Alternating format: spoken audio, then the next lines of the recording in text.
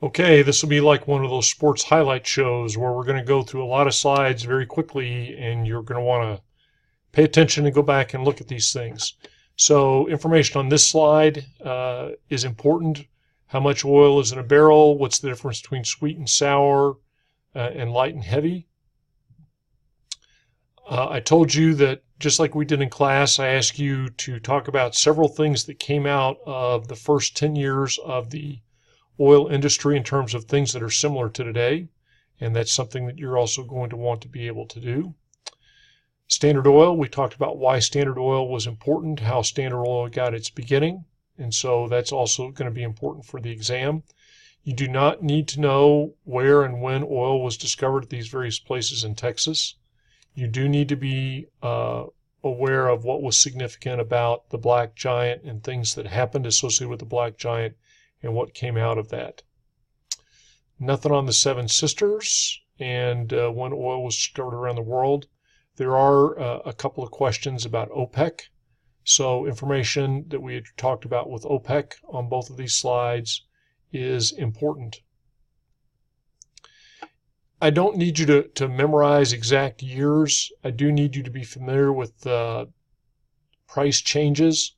And then especially where you're going to want to be very familiar with things is the discussion of what drives the price of oil and then what happened in the 2014 to 2014 until today, but the sharp price drop in 2014 to 2016 and how oil is priced and those sorts of things, that discussion. Again, this chart is important because it points out a couple of things, that the countries with reserves aren't necessarily, with the largest reserves, aren't necessarily the ones that are producing the most. We talked about the tar sands that constitute a lot of the reserves in Canada and Venezuela and what's special about them. That'll be important for the exam. Again, this concept that not oil is created equal in terms of its light versus heavy and sweet versus sour. Important concept for you to have. Nothing on that. Important for you to know the answer to this question. Why the huge increase? We talked here about how there had been a spread between WTI and Brent, and the U.S. lifted the oil embargo and what was the impact on that. We also talked about why Cushing is important, and you're going to want to understand that. The article, we talked about the Saudis' perspectives and the peak oil versus peak demand. That'll be important for the exam. And on this slide, we talked about the rise of natural gas in the electricity generation, why that was important, the consequences of that, and what was really driving that shift from coal to natural gas. You'll want to remember that for the exam. And I think that's it. I've got this covered up in this slide, but you're going to need to know where the major plays are that we've been talking about in class. And so the major plays, again, the Bakken, the Permian, Eagle Ford, the Barnett Shale, Haynesville, and then the Marcellus. Make sure you're familiar with those. I'm going to switch over to the geology slides now. On to geology. So now this slide, this petroleum system framework and the concepts are very important. And by understanding this, you're going to be able to get a couple of questions right.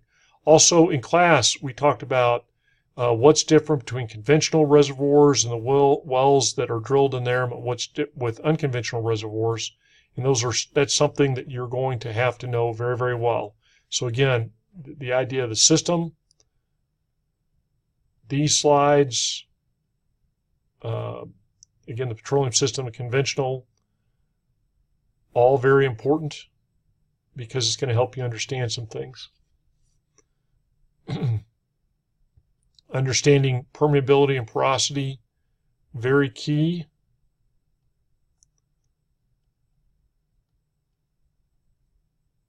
This chart is important. And so, again, porosity and permeability key. So I'm showing you all those slides because on those slides, there were very important concepts.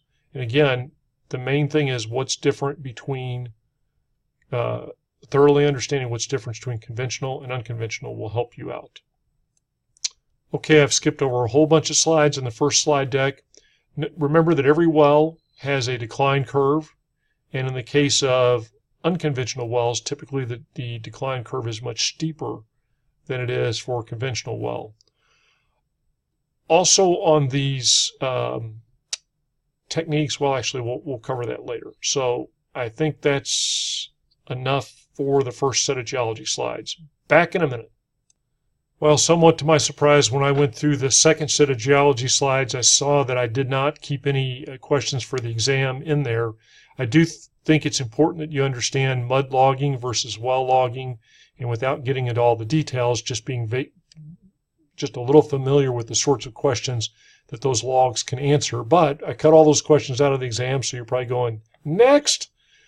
The idea of what drives reservoirs is important, and one of the most important physical principles is to look at this chart. In terms of density, water is more dense and thus less buoyant than is oil.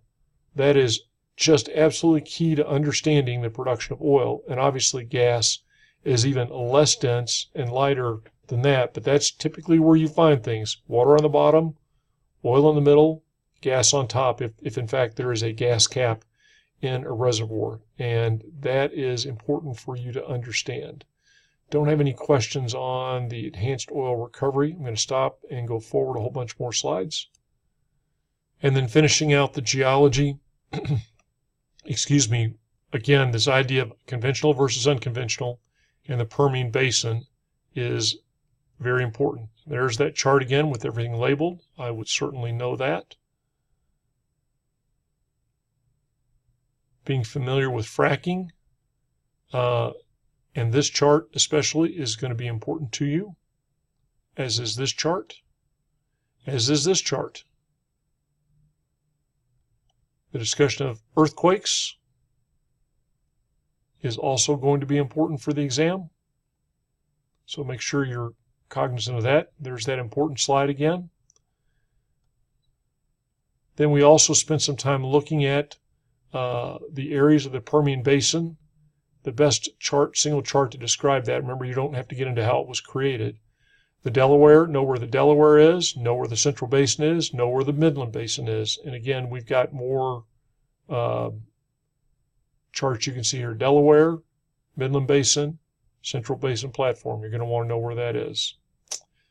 And that's it for geology. On to land and leasing. If you remember in leasing, we talked about the fact that most of the mineral rights are privately owned in the United States, although the federal government does control significant swaths of land in the western United States. And remember that the BLM is the one that handles the onshore leasing. The BOEM handles offshore leasing. Both are departments are part of the Department of the Interior. Understanding these terms, there's not a specific test question on them, but understanding these terms is what will help you when you get into some of the questions to make sure you get the question right. And specifically, just knowing what a royalty is and just everything on this chart will help you get the questions right.